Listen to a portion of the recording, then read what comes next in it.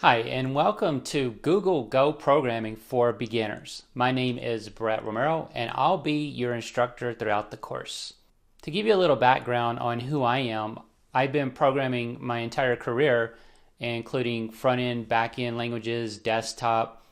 This is a lot of the .NET world, things like Angular JS, and a lot of JavaScript, jQuery, HTML, CSS, and also Java and Delphi and mobile development, including Swift. Now I'd like to give you a little idea of what's going to be included inside of the course. So why use Go is one of the first topics we're going to cover. We're going to look at where did Go come from, what is it being used for, what are some of the benefits of using Go. Then we'll move into the actual language. Here we're going to use Golang's editor, so golang.org, just to start off and get used to what you can do with it. And then we're going to progress into the language.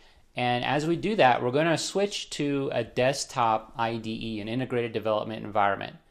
This is going to allow for more functionality, such as getting hints when we type out our functions. We can get then the parameter names and different things like that, because the IDE will then be aware that we're using Go. So it's going to allow us to become more efficient in our development. Also, at some point we'll take advantage of concurrency. So the desktop environment is important to do that, because we're going to spin up multiple threads, and it's not really something you can do inside of the golang.org online editor. So as we progress in the beginning through the language, we'll get into basic things like constants and variable declarations. We'll look at how a Go program is set up, and then we'll move into functions and the different kinds of functions. We'll look at structs, which are really like a class inside of Go, because Go doesn't really have formal classes. So the structs are there to hold data, and then the functions allow you to manipulate the data, and you can pretty much marry the two together and you get something resembling a class. We'll look at pointers as well, which are used a lot inside of Go. We'll look at conditional flow and looping. And then towards the end of the course, we get into object-oriented and polymorphic programming via the use of interfaces. And we'll see how Go handles that. So without classes, how does Go really handle object-oriented programming? And we'll get also into concurrency in this tail end part of the course, which is a big topic for Go. So Go is a modern programming language, and concurrency was built into it to take advantage of multiple cores.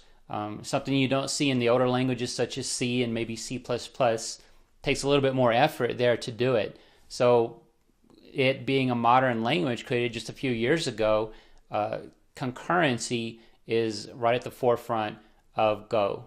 So that is an outline of the course, and now we can go ahead and jump in.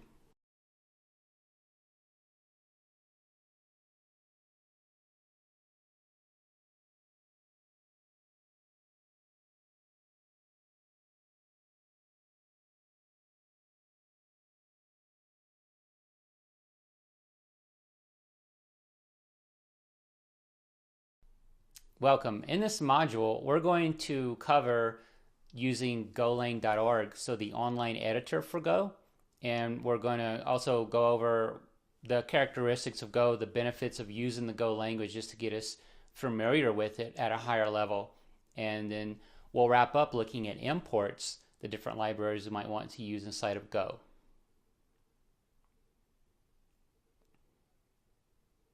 So to summarize this module, we looked at the importance of using Go and some of the benefits of it as well. Then we looked at the golang.org editor, and we wrapped it up by looking at the different kinds of libraries we can import into Go and how to do that.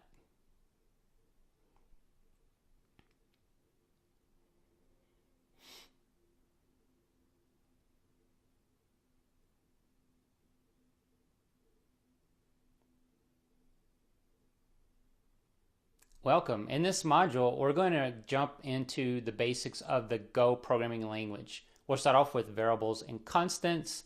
We'll do that online in golang.org, and then we'll slowly move into the IDE. And a part of this module is setting up your local environment. This includes installing Go and getting Light IDE, which is an IDE designed specifically for Go. We'll also look at how to create structs and how to create functions, including variadic functions and using defer keyword to delay execution until particular events have occurred.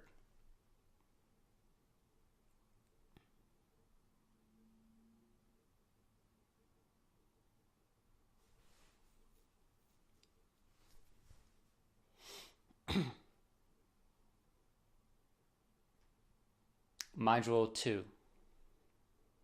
Welcome. In this module, we're going to start off with the Go programming language basics. This means constants and variables and how to declare them and use them in Go. Gets us familiar with the Go syntax. Then we're going to look at types, the different types we can declare in Go, and also casting types. Go is a strongly typed language, so we can't just assign a different type to an existing type. We will have to do some casting on that. We'll get into setting up our local environment. This includes installing Go locally and using Light IDE, which is an integrated develop environment specifically for Go. We're going to look at structs and how Go uses them. We'll get into functions, and this is going to include basic function concepts, and then we'll look at variadic functions, which allow you to use an indeterminate number of parameters. And then we'll look also at the defer keyword, and then we'll also look at the defer keyword, which is like a delayed execution. It's like a finally block in many languages. So once certain events have occurred, then this defer is going to occur.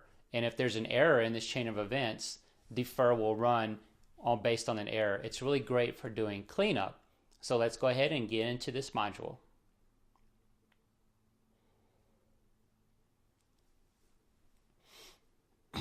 And module 2.